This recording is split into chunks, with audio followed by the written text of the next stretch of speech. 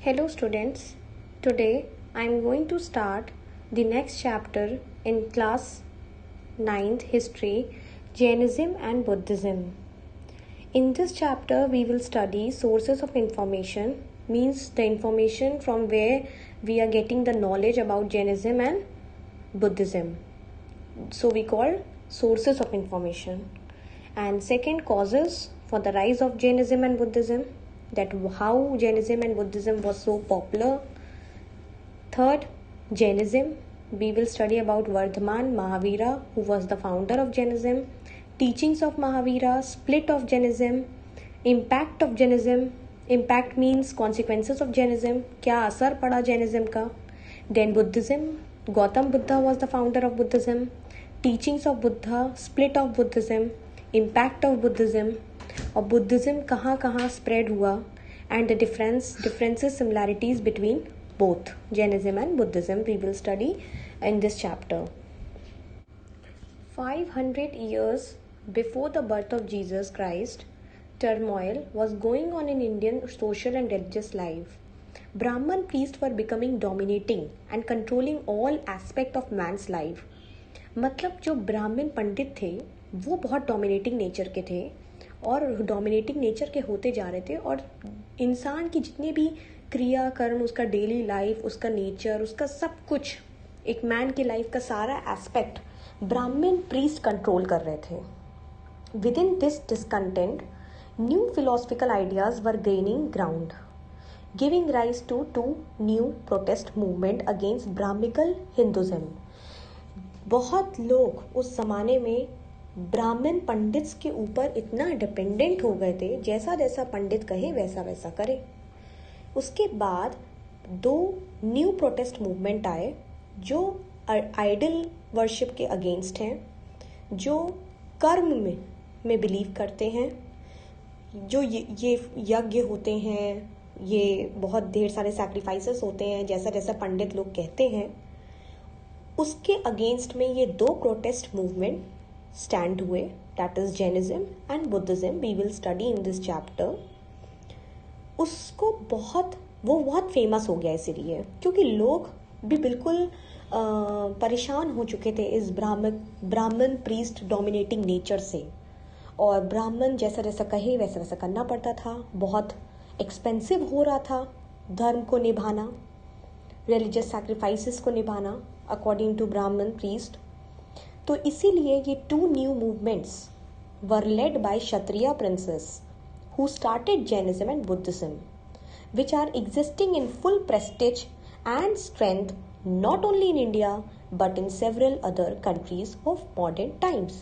मतलब सिर्फ इंडिया में ही पॉपुलर नहीं हुआ, outside India south east Asia में काफ़ी पॉपुलर है, और आज भी आप देखेंगे बुद्धिज्म पूरे ऑल ओवर वर्ल्ड में पॉपुलर है. Sources of information. Angas. Original teachings of Mahavira were compiled into 14 books called Purvas. This body of knowledge was later transformed into 12 new books which is called Angas. Angas वो important part है Jainism literature का which is in Ardh, Magadhi and Prakritic language. Tripitkas. Buddhist sacred literature took from 2 centuries later and is known as the Tripitaka. Tripitaka means 3 baskets. First is Vinay Pitaka. विनय पिटका में regulations हैं, guidance है Buddhist monk के लिए कि कैसे उनको monasteries को manage करना है बुद्धिस्ट मॉन्क्स के लिए. वो फर्स्ट बास्केट में है. सेकंड सूत्र पिताका. सूत्र पिताका में लेक्चर्स हैं, बुद्धा जो लेक्चर्स देंगे उसका कलेक्शन है. Third basket Abhidhamma Pitaka. Abhidhamma Pitaka has explanation of the philosophical principles of Buddhist religion.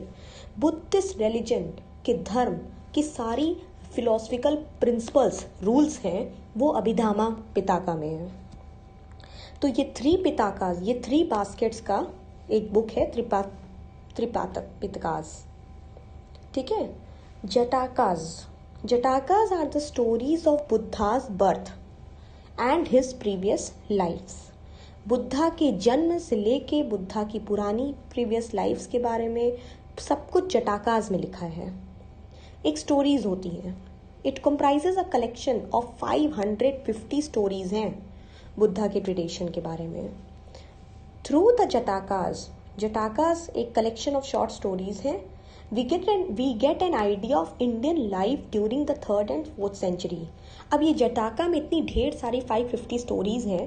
इस स्टोरी को पढ़ के समझ में आता है कि 3rd और 4th सेंचुरी में इंडिया की लाइफ कैसी थी। The stories were written in Pali language and were compiled in a book form in the 1st century BC. The subjects from these stories were used in sculpture on the railings of the stupas. Stupas जो सांची स्तूपा है उसकी railings में उसकी stories मूर्तिकलन में दिखाया गया है, inscript किया गया है रेलिंग्स में। General tenor and structured nature of the Jataka stories be try on engagement with day to day life and experiences. The anti Brahmanical outlook क्यों बोला गया है? क्योंकि ये ब्राह्मण प्रीस्ट के खिलाफ है।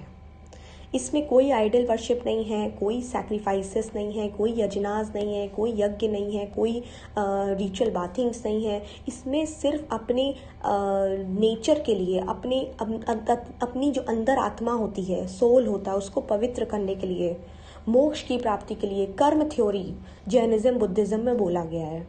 ठीक है, ये यज्ञ करने से, आइडल वर्शिप करने से कुछ नहीं होगा, इसमें साफ बोला गया है, जैनिज्म में भी बुद्धिज्म में भी। तो इसीलिए ये ब्राह्मिकल आउटलुक के अगेंस्ट है और इसमें भी कुछ रूल्स हैं, एथिक्स हैं जैनिज्म बुद्धिज्म में। तो through stories of everyday life Jatakas में एक्सप्लेन किया गया है। For example, according to the Seta Ketu Jataka, a famous teacher had a Brahmin pupil who was very proud of his high caste status. एक ब्राह्मण स्टूडेंट था, वो बहुत, Brahmin was a very high caste those days, तो Brahmin pupal को बहुत प्राउड फील होता था क्योंकि वो उच्च जाति का है। One day seeing a Chandala an untouchable, Chandala lower caste था, तो उससे वो दूर होने लगा। ही माइट गेट पोल्यूटेड, वो गंदा हो जाएगा मतलब। तो वो चिल्लाने लगा, cursed be you ill omen Chandala, मतलब चंडाला को वो नीची जाति की नजर से देख रहा था और चिल्लाने लगा, गेट टू लीवर्ड, चले जाओ यहाँ से। And himself went quickly to windward, और तुरंत अपना भागने लगा दूर दूर चांडला से। The Chandala for once defied the Brahmin but offered to comply if he could answer the former's question. The very act of posing a question meant rejection of Brahmical supremacy. अब question को वो रिजेक्ट कर रहा है, मैं कोई जवाब नहीं दूंगा, और जवाब ना दे पाना इसका मतलब है कि कहाँ गया ब्राह्मिकल सुपरमेसी, बताइए। अब ब्राह्मण कास्ट से घमंड कर रहा है और ब्राह्मिकल सुपरमेसी उसकी खत्म हो गई। ठीक है, nevertheless Brahmin was so confidence of his intellectual power that he agreed to answer. वो इतना कॉन्फिडेंट था कि मैं ब्राह्मण हूँ, मैं आंसर कुछ भी दे सकता हूँ, मैं बहुत इंटेलिजेंट हूँ। However the Brahmin failed to answer the Chandala's question. Chandala नीच जाति का था, लेकिन तब भी जब उसने क्वेश्चन पूछा तो ब्राह्मण आंसर नहीं दे पाया और उसको शर्म फील हुई। He felt humiliated and got down at the Chandalas feet. तब उसको एहसास हुआ कि हम ऐसा कैसे कर, हमें जब कुछ इंटेलेक्चुअल, अपनी इंटेलिजेंट स्किल्स में उसको इतना कॉन्फिडेंट था, इतना उसको प्राउड था, वो सब चूर चूर हो गया जब वो क्वेश्चन ही नहीं, आंसर ही नहीं दे पाया क्वेश्चन का। तो फिर वो चंडला की फीट में हाथ रखा और उसको बहुत पछतावा हुआ और एहसास हुआ कि हम गलत कर रहे हैं। And in full view of large gathering, और तब वो एक साथ हुए दोनों। तो cause for the rise of Jainism and Buddhism. Why Jainism and Buddhism becoming so popular in those days? There are several causes behind the rising of Jainism and Buddhism. First, domination of priest. ब्राह्मण priest का बहुत ज़्यादा dominated nature था। The 4 वर्नास, जिसमें ब्राह्मण upper class माने जाते थे, और वो उन्होंने सुप्रीम पोजीशन समाज में कवर कर चुकी थी। दे क्लेम देमसेल्फ, वो अपने आप को बोलते थे कि they are direct descendants of Brahman, वो गॉड के डायरेक्ट डिसेंडेंट्स हैं। गॉड के डायरेक्ट क्या कहते हैं उसको, गॉड के क्रिएटर हैं, गॉड के मतलब दूत हैं, ब्राह्मण के फॉर्म में गॉड बोल रहे हैं, इसीलिए लोग उनकी इज्जत करते थे, आज भी करते हैं. Hence the chosen ones lead to lead people towards salvation. इसीलिए कहा जाता था कि ब्राह्मण जैसा जैसा कहेंगे वैसा वैसा salvation की तरफ लोग बढ़ेंगे. They began to introduce new and complicated rites and rituals which could be performed by them only. फिर वो धीरे धीरे बहुत complicated, बहुत ही tough रीति रिवाज लाना शुरू कर दिए, जो सिर्फ वही पढ़ सकते हैं, मंत्र वही कर सकते हैं. They controlled a man's life from birth till death. एक बच्चे के जन्म से मरते दम तक, बूढ़े जब मरते हैं तब तक एक पंडित की जरूरत पड़ती है हर चीज में, हर रीति रिवाज को प्रोसिक्यूट कराने के लिए. तो दे डिमांडेड प्रिविलेजेस, इससे उनकी इज्जत बढ़ी, रिस्पेक्ट बढ़ी. ठीक है, कॉमन मैन, हर आदमी उनको रिस्पेक्ट देने लगा था. As a result both the Kshatriya and the common people could not tolerate their attitude and turned against them. और तभी उस टाइम क्षत्रिय और जितने भी आम जनता है वो टॉलरेट नहीं कर पा रही थी इस तरीके का एटीट्यूड, और ब्राह्मण के खिलाफ हो गई. सेकेंड कॉज है new and costly rituals and ceremonies. बहुत कॉस्टली होने लगा था. ब्राह्मण प्रीस्ट इतना लेंदी कॉस्टली रीति रिवाज बताते थे जो एक सिंपल डेली वर्शिप भी बहुत कॉम्प्लेक्स होती जा रही थी, बहुत टफ होती जा रही थी, जिससे हर आदमी नहीं फुलफिल कर पा रहा था. और अब वो कुछ और ढूंढ रहे हैं. मतलब हिंदू धर्म बहुत कॉम्प्लिकेटेड हो गया था ब्राह्मण प्रीस्ट के साथ. Third, sacrifice of animals. By the 6th century animal sacrifice became a necessary part of rituals and ceremonies.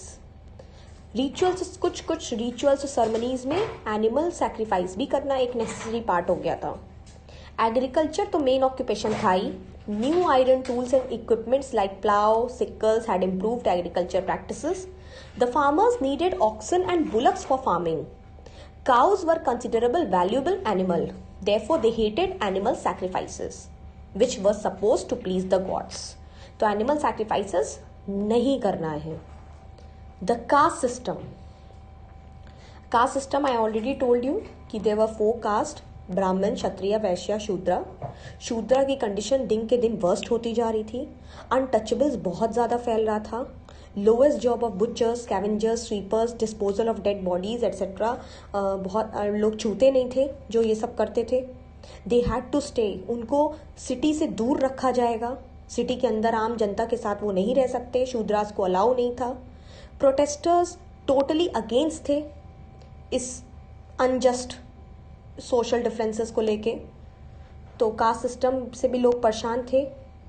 Then वैदिक संस्कृत वॉज द लैंग्वेज जो प्रीस्ट यूज करते हैं अपने रीति रिवाज में, अपने मंत्र में, अपने सेरेमनीज में मंत्र बोलते हैं. Education had become restricted to upper caste. Naturally, the common people could not understand the meaning of these different hymns chanted during prayers. तो they demanded a religion. तो जब आम जनता को समझ में ही नहीं आ रहा है कि वो क्या बोल रहे हैं, तो तब वो डिमांड करने लगे एक रिलीजन जिसमें सीधी सादी प्रेयर से भी किया जा सकता है. Then the religious reformers. 2 religious reformers आ गए जो क्षत्रिय कास्ट से थे, वर्धमान एंड सिद्धार्थ. इन लोगों ने मूवमेंट स्टार्ट किया. वर्धमान महावीरा ने जैनिज्म लाया, गौतम सिद्धार्थ ने बुद्धिज्म लाया. लोगों को अच्छा लग गया क्योंकि लोग वैसे भी त्रस्त आ चुके थे, हिंदुज्म इतना कॉम्प्लिकेटेड हो गया था. तो ब्राह्मण प्रीस्ट न्यू कॉम्प्लिकेटेड राइट से परेशान थे, रिचुअल्स से परेशान थे, रिजिड कास्ट सिस्टम से परेशान थे. तो जैसे इन 2 Kshatriya princes introduced Vardhaman and Siddhartha to reform movement that is Jainism and Buddhism, they attracted most of the people through their teachings. तो ये रिलीजियस रिफॉर्मर्स का आना और जैनिज्म बुद्धिज्म का आना, जिसकी वजह से इस मौके में आना, तो जिसकी वजह से जैनिज्म बुद्धिज्म बहुत एक्सपैंड हो गया और large number of people started following. Now in the next video we will study about Jainism.